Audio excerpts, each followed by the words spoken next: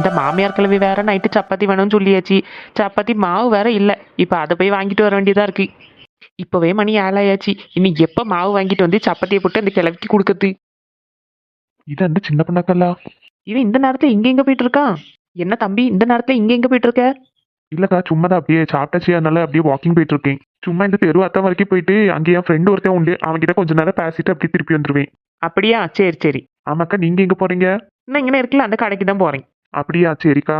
அக்கா உங்ககிட்ட வந்து ஒரு விஷயம் கேட்கணும். ஆக்சுவலா நான் உங்களுக்கு ஃபோன் பண்ணலாம் தான் நினைச்சிட்டு இருந்தேன். என்ன தம்பி கேளு. இல்ல நான் வந்து பூமாரி விஷயம்.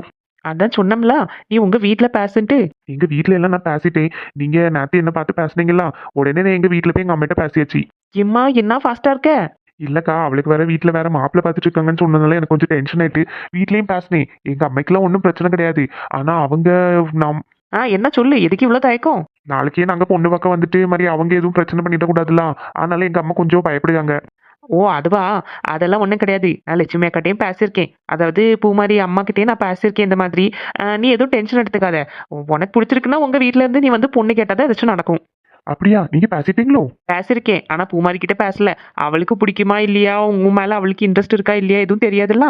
அதைத்தான் நானும் அவகிட்ட கேட்டுட்டே இருப்பேன். ஆனா வாயை திறந்து எதுவுமே சொல்ல மாட்டா. எங்க அம்மா அப்பாவுக்கு என்ன பிடிக்குமோ அதான் நான் பண்ணுவேன்னு சொல்லிட்டு இருப்பா. ஓ அப்படி வேற சொல்லியிருக்காளா? அப்ப கவலையை விடு. அவங்க அம்மா அப்பாவுக்கு பிடிச்சிட்டுன்னா உன்னை கல்யாணம் பண்ணிக்குவாளா? அப்போ நாளைக்கே நான் அவங்க வீட்டுல வந்து. நாளைக்கா? சரி இரு, இன்னைக்கு நான் உங்க வீட்டுக்கு போவேன். அங்க அந்த அக்கா கிட்ட பேசிட்டு நான் உனக்கு நைட்டு மெசேஜ் பண்ணிக்கேன், சரியா? சரிக்கா, எதுனாலும் ஒரு 10 மணிக்கு முன்னாடியே சொல்லுங்க. அப்போ நாளைக்கு வரதா இருந்தா எப்போ என்ன ஏதுன்னு சொல்லுவேன். சரி, அப்போ நான் உனக்கு நைட்டு ஃபோன் பண்ணுங்க. சரிக்கா. நீ எதுவும் கவலைப்படாத தம்பி, எல்லாம் நல்லபடியா நடக்கும். சரிக்கா. சரி அப்ப நான் வாரேன். கடவுளே, எல்லாம் நல்லபடியா நடக்கணும். அம்மா கிட்ட போய் பேசிட்டு நாளைக்கு எப்படியாவது அவன் வீட்டுக்கு போய் பேசிடணும். இந்து. சரி. ஒரு 2 நாள் ஆஃபீஸில் கொஞ்சம் வேலை இருக்கும். நான் வந்து உனக்கு 2 நாள் கால் பண்ணலன்னா நீ எதுவும் நினச்சிக்காத, சரியா? புரிஞ்சுக்கோ இந்து, கொஞ்சம் பிஸியாக இருக்கேன், அதனால தான். நீ எக்ஸாமுக்கு ப்ரிப்பேர் பண்ணிட்டு இருக்கேலாம், தயவு செஞ்சு அதில் மட்டும் கான்சென்ட்ரேட் பண்ணு. மற்ற எதை விடையும் உனக்கு அதுதான் இப்போ இம்பார்ட்டண்ட். சரி, நான் உனக்கு அப்புறமா ஃபோன் பண்ணுறேன். சரி இந்து, பாய். வாங்க நீ. என்னடா இந்துகிட்ட பேசிட்டு இருக்கியோ? ஆமா, நீ டெய்லி ஒரு வாட்டியாச்சும் அவளுக்கு ஃபோன் பண்ணணும். அது மட்டும் இல்லை, எக்ஸாம் நடந்துட்டு இருக்கு, அதனால தான் நான் அவ்வளோவா பேச மாட்டேன். இப்படி நைட் மட்டும் ஒரு வாட்டி ஃபோன் பண்ணுவேன். சரி, இப்போ என்னதான் பண்ணலான்னு முடிவில் இருக்க? தெரியல, நீங்க தான் ஏதாச்சும் பண்ணணும். அத்தை கிட்ட சொல்லி ஏதாவது பண்ணுங்க. பேசாம ஒரு அன்னோன் நம்பர்ல இருந்து ஃபோன் பண்ணி அவகிட்ட சொல்லிடட்டா? நம்ம தான் தெரிஞ்சிச்சுன்னா இப்ப எல்லாத்துக்கும் பயந்துட்டு இருந்தாலும் ஒன்றும் பண்ண முடியாது அகில். சரி, அப்ப ஏதாச்சும் பண்ணுங்க. இல்ல, உனக்கு அவளை கல்யாணம் பண்ணிக்கிறதுல எந்த பிரச்சனையும் இல்லைன்னா இந்த விஷயத்தை அப்படியே விட்டு வீட்டில் சொல்றவங்க கேட்டு மூவ் பண்ண ட்ரை பண்ணு. தெரியல நீ, அது ரொம்ப கஷ்டம். என்னால இந்துவை விட்டு கொடுக்கவே முடியாது. அதுவும் வேணும் இதுவும் வேணும்னா எப்படிடா? இல்ல, இந்த லைஃப் எனக்கு பிடிக்கவே இல்லை. ஆக்சுவலா இங்க இருக்கிறது ஒரு மாதிரி ஜெயில இருக்க மாதிரி இருக்கு. எல்லாம் அவங்கவுங்க இஷ்டத்துக்கு தான் நடக்கணும். நம்ம கிட்ட யாரும் எதுவும் கேட்க மாட்டாங்க. கேட்ட பண்ணி வாயை திறந்து எதுவும் சொல்லலாம். அதான் எங்க அம்மா கிட்ட சொன்னோம்ல, ஆனா காமெடி பண்ணதான்னு சொல்லிட்டு அவங்க போயிட்டாவ. என்ன பண்றதுக்கு? சரி, நான் ஏதாச்சும் யோசிச்சு உனக்கு இது பண்றேன்.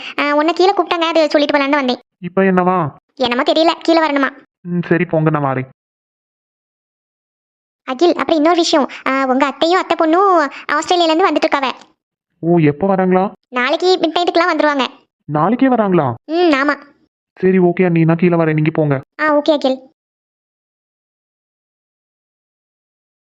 இக்கா, உமாக்கா, என்னக்கா இவ்வளவு பூ வாங்கிட்டு வந்து வச்சிருக்க? கேட்சிட்ட பண்ணே கம்மியாயிட்டோ? எது கம்மி ஆயிட்டான்னா? என்னக்கா ஒரு பூ கடையே கொண்டு வந்து இறக்கி விட்டுருக்க? எல்லாருக்கும் சேர்த்து தான் வாங்கினேன் சின்ன பொண்ணு. எல்லாரும் கட்டிட்டு அவங்க அவங்களுக்கு எடுத்துட்டு போங்க. நீ எல்லாருக்கும் வேணும்ல, அதனால எல்லாருக்கும் சேர்த்தே வாங்கிட்டேன். ஆமாக்கா, நல்லதா போச்சு. நானும் கூட போய் வாங்கணும்னு நினைச்சிட்டு இருந்தேன் கடையில போய். பரவாயில்ல, நீங்களே வாங்கிட்டீங்க. ஆமா, எல்லாரும் போய் பொடி பொடியா கொஞ்சம் கொஞ்சம் எல்லாம் வாங்கிட்டு வரணும். அதை மொத்தமா சேர்த்து வாங்கியாச்சுன்னா உங்களுக்கு எல்லாம் எவ்வளவு வேணுமோ எடுத்துக்கிடுங்க. அது சாமி போட்டோக்கு வீட்டுல எல்லாம் போடணும். அதுக்கு கொஞ்சம் இந்த நெருக்காம கொஞ்சம் தள்ளி தள்ளி தொடுத்தோம்னா சாமி போட்டோக்கும் போட்டுடலாம். சாமி போட்டோக்கு போடுறதுக்கா எங்க வீட்டுல கனகாம்பரம் பூ எவ்வளவு நின்னுச்சுன்னு தெரியுமா? நீங்க சொல்லிருக்க கூட நான் பறிச்சு வச்சிருப்பேனா இருந்தேன். அதை இப்படி இடையில இடையில வச்சு தொடுத்தா நல்லா இருக்கும். ஐயா, அப்படியே சாந்தி, இன்னைக்கெல்லாம் ஃபுல்லா பிஸியா இருந்துட்டோம்ல, எனக்கு ஞாபகமே இல்லை. சரி இருக்கட்டுங்க, பரவாயில்ல. அப்புறம் சாந்தி, செல்வி, நீங்க 2 பேரும் வரும்போது பிள்ளைங்களையும் கூட்டிட்டு தான் வரணும். அன்னைக்கு ஒரு நாள் பிள்ளைங்களுக்கு ஸ்கூலுக்கு லீவ் போட்டு விட்டுருங்க. சரிக்கா, அதை நீங்க சொல்லவே வேணும். அன்னைக்கு ஃபுல்லா உங்க வீட்டுல தான் இருப்போம், பாத்துருங்க. ஆமாக்கா. லட்சுமி, என்ன நீ சைலண்டா இருக்க? ஒன்றும் இல்லைக்கா, நான் இப்படியே நடந்ததெல்லாம் யோசிச்சுட்டு இருக்கேன். நம்ம ஜானுக்கு இவ்வளோ சீக்கிரம் கல்யாணம் வரும், அது இவ்வளோ நல்ல ஒரு குடும்பத்தில் அவள் கல்யாணம் பண்ணி போவான்னு நினச்சி கூட பார்க்கல. அதை நினச்சி அப்படியே யோசிச்சுட்டு சிரிச்சுட்டே இருக்கேன். ஆமா லட்சுமி, நீ சொல்லதும் கரெக்டு தான். என்ன கஷ்டப்பட்டேன் தெரியுமா அவளை கல்யாணத்துக்கு சம்மதிக்க வைக்கிறதுக்கு. இப்போ அவளே ஓரளவுக்கு இது பண்ணிட்டான்னு நினைக்கேன். நடந்ததெல்லாம் மறந்துட்டு அவளும் இப்போ கொஞ்சம் சந்தோஷமா இருக்கா. முன்னாடியெல்லாம் இதை கேட்டாலும் அழுதுட்டே இருப்பா. எல்லாம் நல்லபடியாக நடக்கும்க்கா. ஆமா உமாக்கா, நீங்க எதுவும் கவலைப்படாதீங்க. நம்ம ஜானுக்கு நல்ல மனசுக்கு நல்ல இடம் தான் வந்திருக்கு. ஆமா சின்ன பொண்ணு. நல்ல மாமியாரு மாமனாரு, எவ்வளோ பெரிய குடும்பம், சின்ன குழந்தைங்கன்னு அவ வந்து எப்பவுமே பிஸியாவே இருப்பா. அவ லைஃப்ல நடந்ததை பத்தி எதுவுமே அவ யோசிக்க கூட மாட்டா. ஆமா சின்ன பொண்ணு. ரொம்ப முக்கியமா என்ன தெரியுமா, என் மாமியார் கிழவி மாதிரி அவளுக்கு மாமியார் அமையல, அது வரைக்கும் சந்தோஷம்தான். ஏன் சின்ன பொண்ணு அப்படி சொல்லுங்க? பின்ன என்னக்கா, ஒரு நேரம் என்ன சும்மா இருக்கவே விட மாட்டாங்க தெரியுமா. அதை கொண்டா, இதை பண்ணு, அப்படி பண்ணு, இப்படி பண்ணு, கிளீன் பண்ணு, தொட, என்னெல்லாம் சொல்லிட்டே இருக்கும். இப்போ கூட வரும்போ 2 ஆம்லேட்டு பண்ணித்தான்னு கேட்டான்ட்டு ஒரு 6 மணி போல் ஆம்லேட் பண்ணி கொடுத்தேன், சாப்பிட்டுச்சு. அந்தேனி ஒரு 7:30 மணி போல் எனக்கு சாப்பாடு கொண்டு வா பசிக்கிங்க, சும்மா இருந்து சாப்பிட்டுட்டே இருக்குக்கா. இந்த பசி எங்கேருந்து தான் வருதுன்னு தெரிய மாட்டேங்குது. வயசானவங்களா சின்ன பொண்ணு நிறைய மாத்திரை மருந்துன்னு எடுப்பாங்க, அதனால வயிறு பசி வந்துட்டே இருக்கும். ஆனாலும் இது ஒரு பசியாக்கா, எப்போ பார்த்தாலும் சாப்பாடு கொண்டான்னு கேட்டுகிட்டே இருக்கும். எனக்கு ஒரு நேரம் அந்த அடுக்கலையில இருந்து எனக்கு ஓய்வே கிடையாது. எப்போ பார்த்தாலும் அந்த அடிப்படையிலே தான் கிடக்கேன். வயசானவங்களா சின்ன பொண்ணு எது கேட்டாலும் செஞ்சு கொடு. மாட்டேன்னு மட்டும் உங்ககிட்ட சொல்லாத சரியா? அவங்க ஆசைப்படுறது எல்லாத்தையும் செஞ்சு கொடு. ஏக்கா நீங்க வேற, அது எது கேட்டாலும் செஞ்சு கொடுத்துருவேன். செஞ்சு கொடுக்கலன்னு வச்சுக்கோங்களேன், அவ்வளோதான். அந்தேனே அவங்க பையன் வந்ததும் என்னவா அப்படி சொல்லிட்டா இப்படி சொல்லிட்டான்னு இல்லாததையும் புல்லாதையும் மூட்டி விட்டு சண்டை உண்டாக்கி வச்சிருவா. அவங்க எல்லாம் ரொம்ப வயசானவங்கலாம், பழைய காலத்து ஆட்கள், அதனாலதான் அவங்க அப்படி இருக்காங்க. ஆமா ஆமா, எங்க அம்மாவும் நல்ல குடும்பம், நல்லா வாழ்ந்த குடும்பம், அப்படி இப்படின்னு நல்லா பேரு புகழு அப்படின்னு சொல்லிட்டு என்ன கல்யாணம் பண்ணி வச்சா. இங்க வந்ததோடு என் வாழ்க்கையே போச்சு. அதுலேயும் ஒரு நல்ல விஷயம் என்னன்னா, எங்க வீட்டுக்காரவிய மட்டும்தான் என்கிட்ட கொஞ்சம் பாசமா இருப்பாவ. அதனால என் வாழ்க்கை என்னமோ அப்படியே போகுது. சரி கவலைப்படாத, அது நல்ல வயசாயிட்டுலாம் என்ன இன்னும் கொஞ்சம் வருஷம் இருக்குமா, இருக்கிற வரைக்கும் நம்ம அதை நல்லா பாத்துக்கணும். அதுக்கப்புறம் எல்லாம் உன் பொறுப்பு தானே. அந்த ஒரு நம்பிக்கையில தாக்கா இருக்கேன். அது மட்டும் கிடையாதுக்கா, எப்போ பார்த்தாலும் குழந்தை இல்லை, உனக்கு குழந்தைய பெற்றுக்கிறதுக்கு வக்கில்ல, என் பையனுக்கு நான் வேற கல்யாணம் பண்ணிக்க வைக்க போறேன், அப்படி இப்படின்னெல்லாம் வேற பேசிட்டு இருக்கோம். என்ன சொல்லுங்க சின்ன பொண்ணு? ஆமாக்கா, மற்றது எல்லாத்தையும் நான் பொறுத்துக்குவேன். ஆனால் குழந்தை இல்லைன்னு சொல்றது வந்து எனக்கு ரொம்ப கஷ்டமா இருக்கும். சின்ன பொண்ணு, நான் சொல்லிக்கேன் தப்பா நினைச்சுக்காத. ஏதாவது டாக்டர் ஏதாவது போய் பார்க்கலாம்ல? ஏக்கா, டாக்டரை போய் பார்த்தா என்னக்கா பண்ணுவாங்க? ட்ரீட்மெண்ட் பண்ணுவாங்களா? அந்த நேரத்தில் நல்லா ரெஸ்ட் எடுக்கணும், அங்கேயும் இங்கேயும் அலையக்கூடாது, அப்படி இப்படின்னு எல்லாம் சொல்லுவாங்க.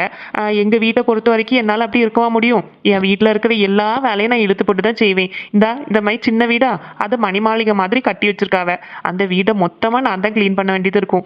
அது மட்டும் கிடையாது, 5 நிமிஷத்துக்கு ஒருக்க இதுக்கு பசிக்க வர செய்யும். அப்பப்போ அடுப்படியில் கிடந்து குடஞ்சிட்டே இருக்கணும். ட்ரீட்மெண்ட்டுக்கு போனால் இவ்வளோ வேலையெல்லாம் இழுத்து போட்டு செய்யக்கூடாதுன்னு சொல்லுவாங்கக்கா. என் வீட்டை பொறுத்த வரைக்கும் என்னால் அது பண்ண முடியாது இல்லையா? நான் தானே எல்லாம் செஞ்சு ஆகணும். அதனால தான் நான் டாக்டரை கூட போய் பார்க்காம இருக்கேன். இருந்தாலும் ஒரு வாட்டி டாக்டரை போய் பாரு சின்ன பொண்ணு, வயசு போயிட்டே இருக்கலாம்.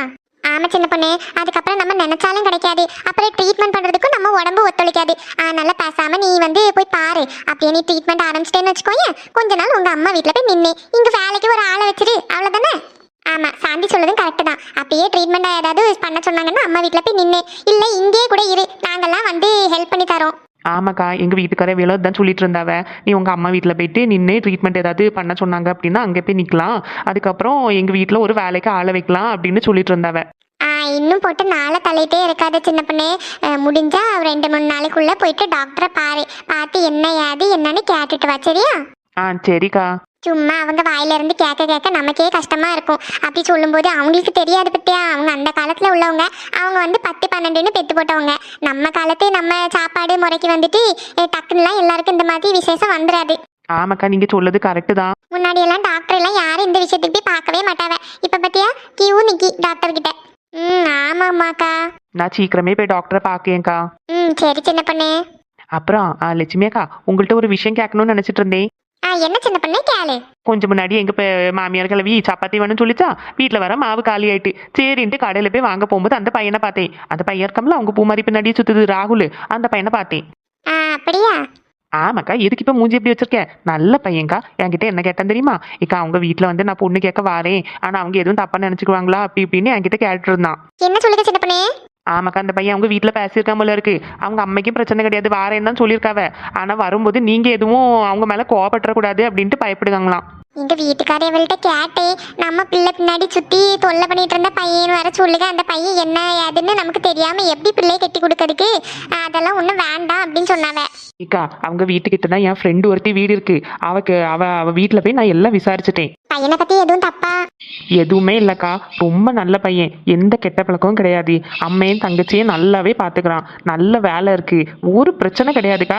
அந்த பையனுக்கு அம்மா இருக்காவல்ல, அவங்க கூட ரொம்ப ரொம்ப நல்லவங்களாம், ரொம்ப எல்லார்கிட்டயும் நல்லா பேசுவாங்க, வீட்டுக்கு வந்த மருமகளை நல்லா பார்த்துப்பாங்கன்னு கேரண்டியே கொடுத்துட்டான். உண்மையாவா சின்ன பொண்ணு? ஆமாக்கா, நீங்க அந்த பையனை பார்த்தது இல்லைல்ல? பார்த்த ஞாபகமே இல்ல சின்ன பொண்ணு.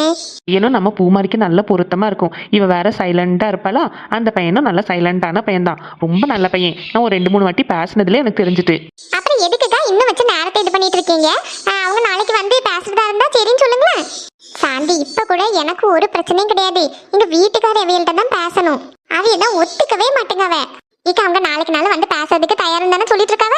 வர சொல்லுங்க, வீட்டுக்கு வந்தவங்க கிட்ட கோவப்பட மாட்டாவல்ல. எனக்கு அதான் பயமா இருக்கு சாந்தி. உமாக்கா, என்னக்கா பண்ணதுக்கு?